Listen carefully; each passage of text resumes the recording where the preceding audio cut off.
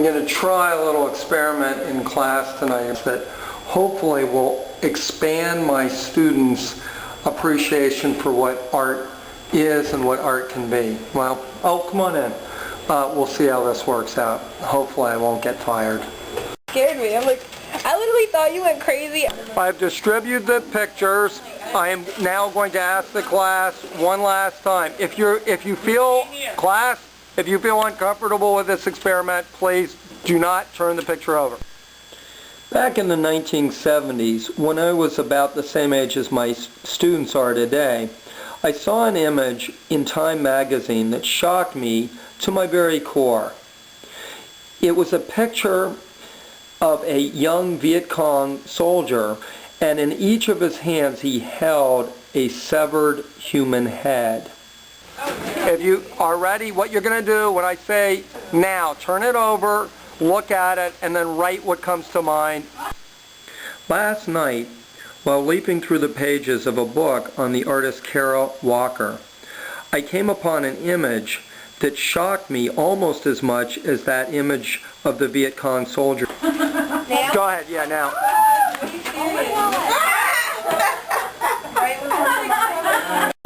I'm about to show you that image, but please be aware it is incredibly shocking. So if you are at all squeamish, you may want to avert your gaze.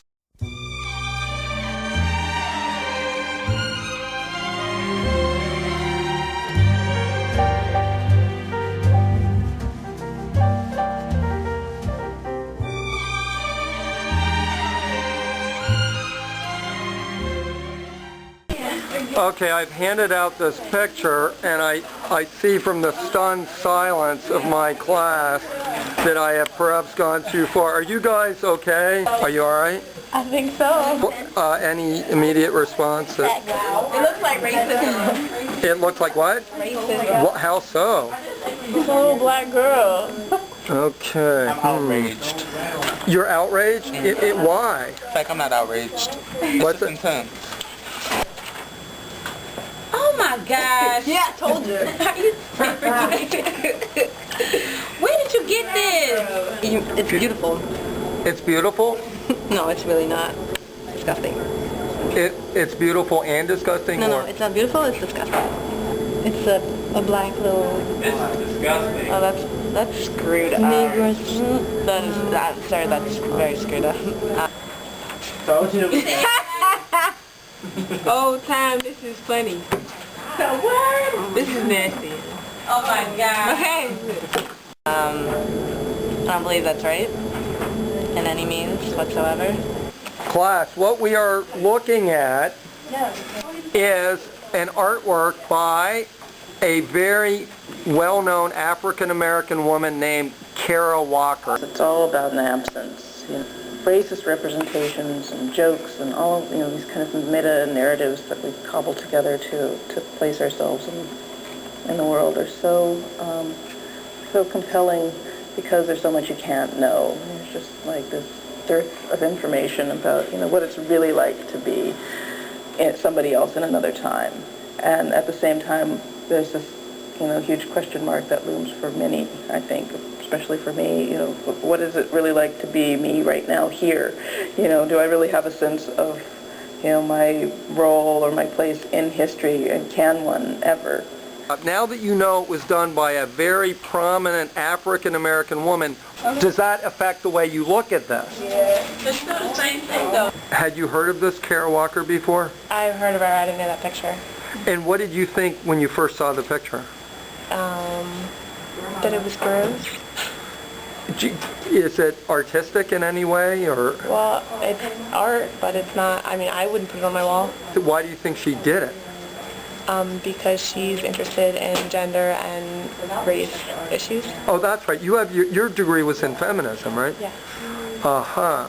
Well, so do you think that politics or gender identity, race identity is a fit subject for art? Yeah, absolutely. Are you offended by it? No, it got my attention. I wanted to know why she did it, yeah. Okay. I think it served its purpose.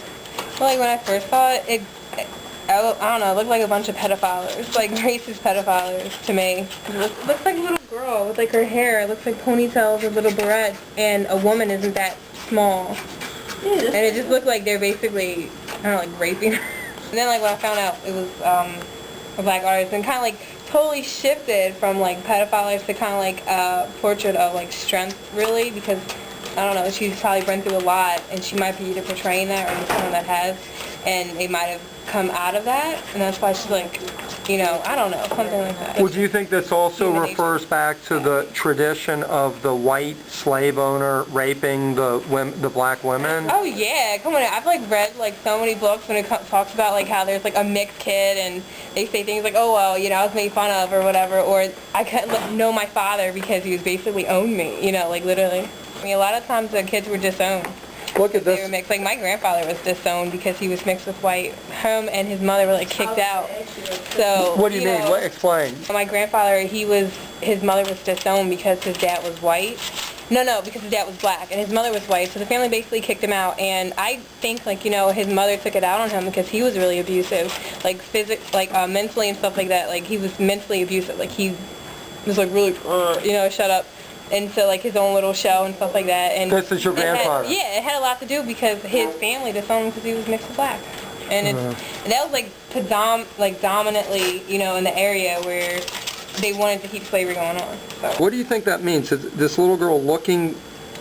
Like kind of like, I mean, that's the left side of his body, so that would basically be where his heart is. And she might be trying to see why his heart is the way it is, because it might be like so cold or just, you know, because look the way he's standing and the way he's dressed. He's like a gentleman, but he doesn't look any bit loving. And the little girl is kind of like, on her tippy toes, kind of like trying to look inside of him. So it could be the fact that she's trying to figure out, well, why does this guy want to own me? You know, why does this guy want to basically make me a slave and do everything that he's doing? You know what I mean? Could that maybe even be her father? It could, you know. I actually was seriously a little scared to do my experiment because it's such a shocking image. I thought somebody would get upset. I'm like, what? It scared me. I'm like, I literally thought you went crazy, but I was like, please let it mean something, and you're not just like... One of the many criticisms of Kara Walker's work is that the audience for it is largely white, educated, and elitist. The one thing I really do take seriously is trying to get students to at least think about what art means. And I like to try to bring in books and show you guys stuff, but you realize I'm not... Racist or anything? Yeah, I realize. Okay, thank you, Sarah. Thanks for talking to me. Well, the last time I really inspected, I guess I am white. I have a college degree, so I'm reasonably well educated. I am not an elitist, but I very much do like her work. Does that make me a racist? Well, this is the kind of question that I think her work raises. I think ultimately what Kara Walker is trying to do is to say that whatever group claims to have the final answer on any of these issues, there's no final answer to it. And ultimately, what we all have to do is find our own sense of individual particularity within the culture.